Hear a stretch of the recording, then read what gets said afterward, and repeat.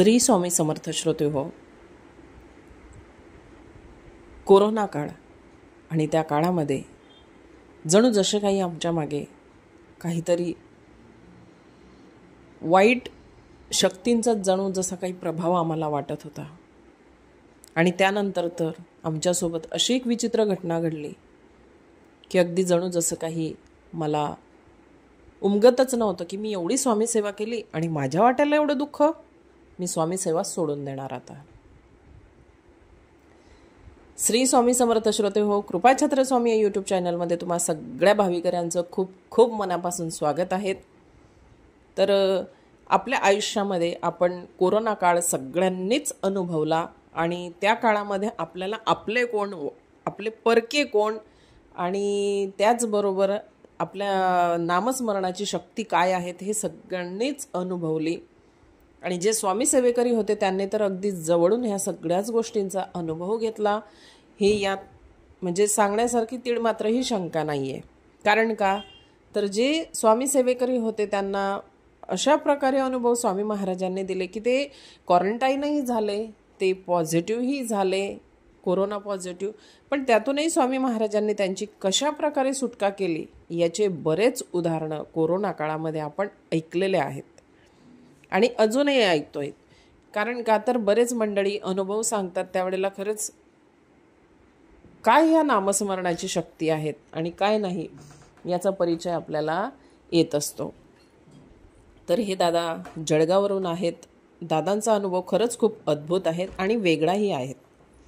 तर दादा सांगतात की मी स्वामी सेवेकरी नव्हतो, पण एका वेळेला असंच फिरत असताना मी कसा आणि केव्हा मी स्वामी मठामध्ये पोचलो, कोणी मला सांगितलं नाही, मी कोणाच्याही ऐकण्यावरून गेलो नाही, काही नाही, कसलंच काही नाही. मी रस्त्याने जात होतो आणि माझी अचानक नजर मठावरती पडली आणि मी सहजरित्या मठामध्ये आतमध्ये गेलो. तिथं खूप छान सेवा सुरू होती. थोड्या वेळाने आरतीही मला तिथं मिळाली. मी आरती खूप आनंदाने केली आणि जसा काही तो आरतीचा जो अनुभव होता, म्हणजे अनुभव म्हणण्यापेक्षा तो मी जो आत्मसात केला तो एक माझ्यासाठी एक वेगळीच बॉन्डिंग माझ्यासाठी निर्माण झाली आणि सतत मला मग मठामध्ये यावंसं वाटायला लागलं. आणि ज्या वेळेला मग मी मठामध्ये कंटिन्यू मी जायला लागलो त्यावेळेला मला एके दिवशी मी मठात कोणाशी बोलायचो नाही, काहीच नाही, कोणाशी तेवढं बोलणंही माझं होत नव्हतं. मुळात मला शांत राहणंच मला खूप आवडत होतं. तर मी तिथं गेल्यानंतर मी आरती करायचो, शांत बसायचो आणि थोड्या वेळाने मी तिथून निघून यायचो. तर एका दिवशी असं सहज माझ्या डोक्यात आलं आणि मी तिथून स्वामी समर्थ महाराजांची मूर्ती मी घरी घेऊन आलो. आणि जशी जमेल, मला सेवेबद्दलही मला काहीच माहिती नव्हतं की स्वामी महाराजांचा अभिषेक कसा केला जातो किंवा कोणती आरती घेतली जाते. आरत्या तर आता थोड्याफार मला माहिती पडलेल्या होत्या, पण अभिषेक कसा करावा हे मी कोणाला जाणून बुजून मी मुद्दामच विचारलं नव्हतं. मग एके दिवशी असंच झालं की माझ्या ओळखीतले स्वामी सेवेकरीच असलेले, पण तेही काही जास्त जुने सेवेकरी नव्हते, ते माझ्या घरी आले आणि मला अचानक म्हणू लागले की काय रे, तू तर स्वामींची मूर्ती घेऊन आला, पण अशी न कळत, अशी आपण त्यांची सेवा पण करू शकत नाही, आपण सोडो ओढं आपण पाळू शकत नाही, तू कशाला मूर्ती घेऊन आला घरी. मला ते थोडं आश्चर्यासारखंच वाटलं की हे असं का बोलतायत मला. पण म्हटलं असो, ज्याची त्याची विचार करण्याची मानसिकता असते. मी तेवढं काही लक्ष दिलं नाही, पण कुठंतरी मनामध्ये तो एक प्रश्न माझ्या घर करून बसलेला होता. ती व्यक्ती तर माझ्या घरून गेली, पण येत्या गुरुवारी मी जेव्हा मठामध्ये गेलो, आजवर मी कुठंच काहीच प्रश्न उत्तरे सेवा मी केलेली नव्हती किंवा कोणाला काही विचारलेलं सुद्धा नव्हतं. पण एक मनामध्ये तो एक माझ्या बाऊ निर्माण झालेला होता. तर मी एक ताई तिथं होत्या आणि मी त्या ताईंना विचारलं मठामध्ये की ताई, मी असं स्वामी समर्थ महाराजांची मूर्ती मी माझ्या घरी नेलेली आहेत. तर तेव्हाच त्या ताईने मला सांगितलं, मी जे होतं ते भाविक माझ्या घरी जे आलेले होते ते जे मला बोलले ते मी सगळं त्या ताईंना सांगितलं. त्यावेळेला त्या ताई मला बोलल्या, दादा, आपल्या घरी स्वामी येणं हे आपली मर्जी नसते, ते स्वतः त्यांच्या मर्जीनेच आपल्या घरी येत असतात. आणि ह्या जगाचा पालनहार म्हणजे आपला बाप, आपण आपल्या सख्या बापाला तरी घराच्या बाहेर काढू का. त्यावेळेला अगदी टपकन माझ्या डोळ्यात पाणी आलं आणि मला त्या गोष्टीचा भास झाला की नाही, माझे स्वामी स्वतःहून माझ्या घरी आले आहेत ना, मग होईल तशी तोडकी मोडकी का होईना मी त्यांची सेवा नक्कीच करणार. आणि त्या दिवसापासून मग ताई म्हटल्या, तुम्ही आम्ही कोण, आपण त्यांच्यामध्ये येणारे, आपण कोणीच नाही, आपण फक्त निमित्त मात्र आहोत, बाकी आपण शून्य आहोत, आपण शून्यच राहायला पाहिजे. तुमच्या घरात स्वामी आले आहेत, त्यांची मनोभावे सेवा तुम्ही फक्त करत राहा, एवढं मला त्या ताईंनी सांगितलं. माझ्या मनातला जो बाऊ होता तो तर आता पूर्णपणे दूर झालेला होता. मी घरी आलो, सगळी हकीकत माझ्या मिसेसला सांगितली आणि आम्ही दोघेही करता करता खूप छान म्हणजे आमच्या हातून सेवा महाराज घडवून घेत होते. माझी मुलगीही स्वामी सेवा करत होती, तिलाही स्वामींचा खूप लढा लागलेला होता. आणि कालांतराने कोरोना काळ आला आणि कोरोना काळामध्ये असं झालं आमच्यासोबत की माझ्या आईला कोरोनाची लागवण झाली, म्हणजे माझी आई कोरोना पॉझिटिव्ह निघाली. आता आईला तर आम्हाला क्वारंटाईन केलेलं होतं. कालांतराने आमची टेस्ट झाली, आम्ही सगळे पॉझिटिव्ह निघालो. आता आम्हा सगळ्यांना त्यांनी क्वारंटाईन केलेलं होतं, पण नामस्मरण आमचं काही सोडलेलं नव्हतं. पण मनामध्ये एक विचार आला आणि मी त्या दिवशी खूप स्वामींना काय बोलून गेलो की काय स्वामी, तुमची एवढी मी सेवा केली आणि तुम्ही हे माझ्या वाट्यावरती आणलं. मला वाटलं नव्हतं की माझ्या वाट्यावरती असं काही दुःख येणार आहे. तुमची सेवा मी उगाच केली असं मला त्या दिवशी जाणवलं. आणि मी त्या दिवसापासून निश्चय केलेला होता की मी आता घरी गेल्यानंतर मी कसलीच काही सेवा वगैरे मी करणार नाही. ठीक आहे, क्वारंटाईन झालो, सगळं काही झालं, पण मनात कुठंतरी रोजचा लढा लागलेला होता, म्हणून सतत नामस्मरणाची ओढ लागलेली होती. तर येता जाता का होईना पण स्वामींचं नामस्मरण आम्ही करत होतो. 8 दिवसांनीच आमच्या पुन्हा टेस्ट झाल्या, आम्ही नॉर्मल झालो, आम्हाला घरी सोडण्यात आलं. आता शक्य नव्हतं एवढ्या लवकर आम्हाला घरी सोडणं, कारण कोरोना काळ कसा होता हा प्रत्येकालाच माहिती होता. ठीक आहे, कालांतराने जसं होतं तसंच चालू होतं, पण मी स्वामी समर्थ महाराजांची सेवा मी आता पूर्णपणे मी सोडून दिलेली होती. मला करायचीच नव्हती, कारण का तर माझ्या मनामध्ये माझ्या मनासारखं घडलेलं नव्हतं की मी एवढी सेवा केली आणि तुम्ही मला, माझ्या आईला, आम्हाला सगळ्यांना क्वारंटाईन व्हावं लागलं, कोरोनाची लागवड आम्हाला झाली. पण बघा, तो काळच तसा होता की प्रत्येकाला त्या काळातून जावं लागलं, पण मनाला ही भावना कळत नव्हती की त्यात स्वामींचा तरी काय दोष, कारण हे जे काही केलेलं होतं हे सगळं मनुष्यानेच केलेलं होतं आणि त्यात स्वामी समर्थ महाराजांचा तरी काय दोष, हे उमगायला खूप वेळ लागला. कालांतराने असं झालं की माझी छोटी जी मुलगी होती तिने, आपण जी साडीला पिन लावतो ती पिन तिने गिळलेली होती. आता तिने आम्हाला, म्हणजे मी ओरडेल ह्या धाकाने तिने आम्हाला सांगितलं नाही, पण एके दिवशी सहज असं बोलता बोलता ती मला सांगितलं तिने.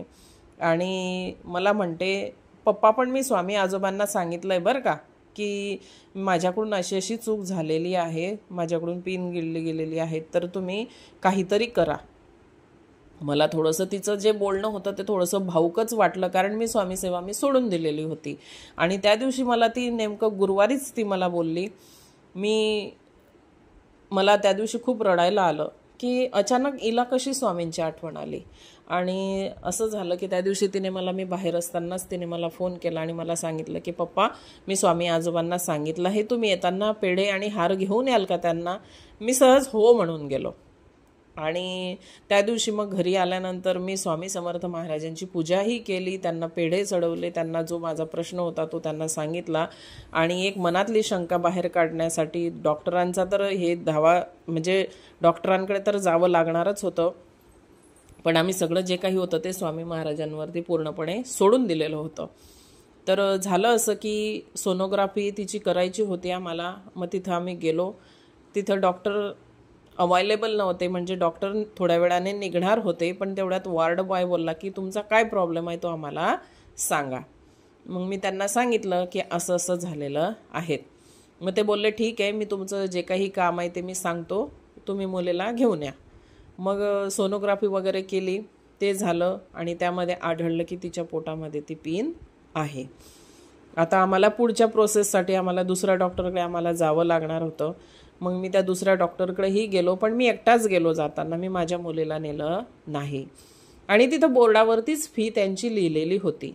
तिथंही नेमकं असं झालं की त्या वार्ड बॉयशीच माझं बोलणं झालं. मी त्याला सगळं सांगितलं, तर तो मला बोलला, सर काही हरकत नाही, तुम्ही मला तुमचे रिपोर्ट, तुमच्या मुलीचे रिपोर्ट मला पाठवा, मी सरांशी बोलतो. आणि तसंच झालं की मला थोड्या वेळाने मला आतमध्ये कॅबिनमध्ये बोलवण्यात आलं. ते डॉक्टर जे होते ते अगदी 20 मिनिटं माझ्याशी बोलले. ज्यांना जायची घाई होती ह्याही डॉक्टरांना, म्हणजे नेमकं असं झालं की पहिल्याही डॉक्टरांना जायची घाई होती जिथं पहिल्यांदा आम्ही सोनोग्राफीला गेलो होतो तेव्हा, आणि ह्याही डॉक्टरांना घाई होती जाण्याची निघण्याची, कारण त्यांना परदेशात जायचं होतं. तर झालं असं की 20 मिनिटं ते डॉक्टर माझ्याशी त्या दिवशी बोलले आणि त्यांनी मला सांगितलं की सर हे बघा, काही काळजी करू नका, आपण आज ह्या दीदीला आपण हे जे काही मी औषध देणार आहे ते औषध तुम्ही द्या आणि उद्यापर्यंत काय होतं ते मला नक्की कळवा. जर मी नसेल तर माझ्या वार्ड बॉयला तरी सांगा, जेणेकरून माझ्याकडं मी असला उपस्थित अवेलेबल असेल तर नक्कीच मीच बघेल, नसला मी तर मी तुमची दुसरीकडे मी व्यवस्था करून देईल. तुम्ही हे औषध तर घेऊन बघा.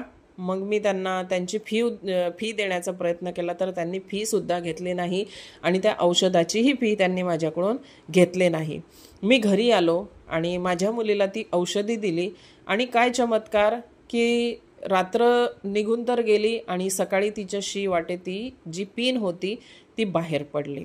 आम्हाला जणू जसं काही आमचा भांड्यात जीव पडल्यासारखंच आम्हाला झालेलं होतं. कारण का तर तिच्या पोटाला त्या टाचणीची कोणतीही इजा होऊ नये हीच आमची स्वामीचरणी प्रार्थना होती आणि स्वामी आमच्या हाकेला धावून आले आणि एक स्वामींच्याच रूपामध्ये तो वॉर्ड बॉय, ते सगळे डॉक्टर हे जणू जसे काही स्वामी स्वरूपातच आमच्याबरोबर धावून आले. ज्या डॉक्टरांची फी बोर्डवरती लिहिलेली आहेत, जे माझ्याशी 20 मिनिटं बोलत आहेत, ज्यांनी स्वतः औषधी मला दिली, त्यांनी एकही रुपया माझ्याकडून घेतला नाही. कारण मी त्यावेळेला अशा अवस्थेत होतो की मी डॉक्टरांना बोललो होतो की डॉक्टर जे काही पैसे लागतील ते लागू द्या, पण माझ्या बाळाचं ते जे काही पिन वगैरे तिने गिळलेली आहे त्याच्यावरती मला काहीतरी निदान हवंच आहे. पण डॉक्टर बोलले होते हे बघा, ते छोटं बाळ आहे, अजून ती छोटी आहे, आपण एवढी रिस्क घेऊ शकत नाही, पण आपण बघू काय करायचं काय नाही ते. आणि नेमकं असं झालं की खरंच देव पावल्यासारखंच झालं. इथंही मला स्वामी समर्थ महाराजांनी खूप प्रचंड प्रमाणात मोठी अनुभूती दिली. हेच माझ्यासाठी माझं स्वर्ग मला त्यावेळेला वाटलं आणि मी घरी आलो आणि मी खरंच खूप अंतकरणापासून स्वामी समर्थ महाराजांच्या समोर बसलो आणि स्वतःच्याच गालामध्ये चापटा मारून घेत होतो. कारण का की माझी चूक मला कळलेली होती की स्वामी महाराज, मी तुमच्यावरती अविश्वास दाखवून मी खूप चुकलो.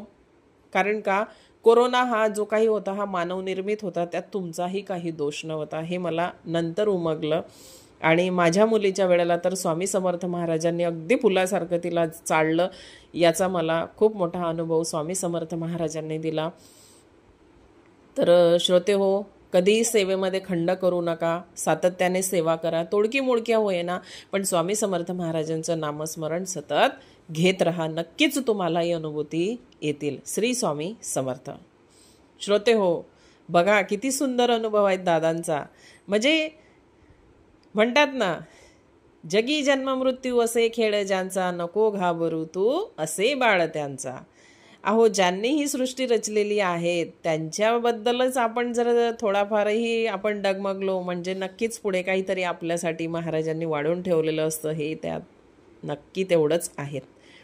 तर असो, महाराजांनी लवकर दादांना सद्बुद्धी दिली. पण बघा केवढा सुंदर अनुभव दादांना, 2 अनुभव असे. पहिला तर अनुभव होताच कठीण, पण त्याहीपेक्षा कठीण अनुभव त्या दादांच्या मुलीचा होता. असो, दादांच्या हातून स्वामी समर्थ महाराज खूप चांगल्या प्रकारे सेवा करून घेत राहो आणि आजच्या सेवेला आपण इथंच विराम देऊया. पण तत्पूर्वी जर तुम्ही अजूनही आपल्या कृपाचंद्र स्वामी या यूट्यूब चॅनलला सबस्क्राईब केलं नसेल, सदस्य झाले नसाल, तर नक्कीच आपल्या कृपाचंद्र स्वामी या यूट्यूब चॅनलचे बेल आयकॉनचे बटन दाबा, जेणेकरून असेच छान छान नवनवीन अनुभव तुम्हाला ऐकायला मिळतील. आणि हो, तुम्हालाही जर तुमचे अनुभव आपल्या कृपाचंद्र स्वामी या यूट्यूब चॅनलवर शेअर करायचे असतील तर नक्कीच तुम्ही संपर्क करू शकतात किंवा मला सांगू शकतात की ताई आम्हाला आमचे अनुभव शेअर करायचे आहेत. तर हो, संध्याकाळी नक्कीच 5:11 आपल्या चॅनलवरती व्हिडिओ अपलोड होत असतात. न चुकता नक्कीच अनुभव ऐका, लाईक करा, शेअर करा आणि सबस्क्राईब करायला विसरू नका. श्रोते हो, सर्वांना श्री स्वामी समर्थ.